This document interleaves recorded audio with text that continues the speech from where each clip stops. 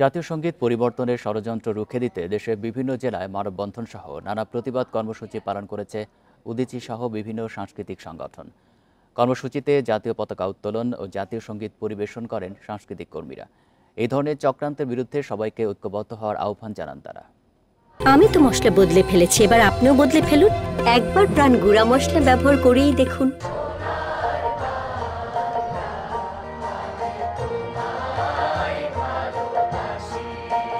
জাতীয় সংগীত পরিবর্তনের ষড়যন্ত্রের প্রতিবাদ হয়েছে চট্টগ্রামে।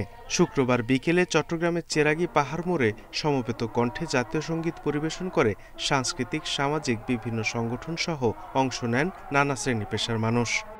এটিকে কোনোভাবে বিভাজন, কোনোভাবে বিতর্কিত করা হোক, এমনকি বাতিলের কথা বলছে, বাতিল করা হোক। এটা আমরা মনে করি আমাদের যে হাজার বছরের অর্জনের প্রতি একটি অসম্মান প্রদর্শন করা হবে। রাজশাহী নগরীর 0 পয়েন্টে মানববন্ধন ও বিক্ষোভ করে বাংলাদেশ উদীচী শিল্পী গোষ্ঠী।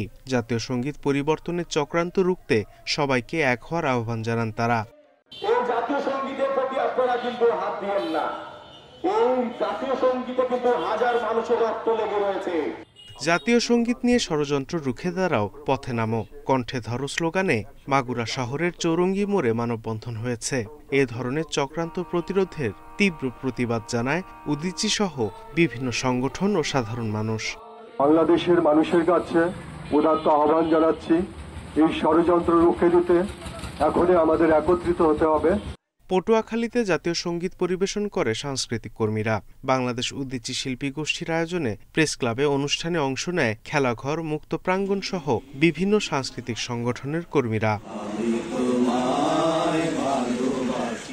জাতীয় সংগীত পরিবর্তনে ষড়যন্ত্র রুখতে রাস্তায় নেমেছে কুষ্টিয়ার সাংস্কৃতিক কর্মীরা। পৌরসভার বিজয় উল্লাস চত্বরে জাতীয় পতাকা উত্তোলন ও জাতীয় সংগীত পরিবেশন করা হয়।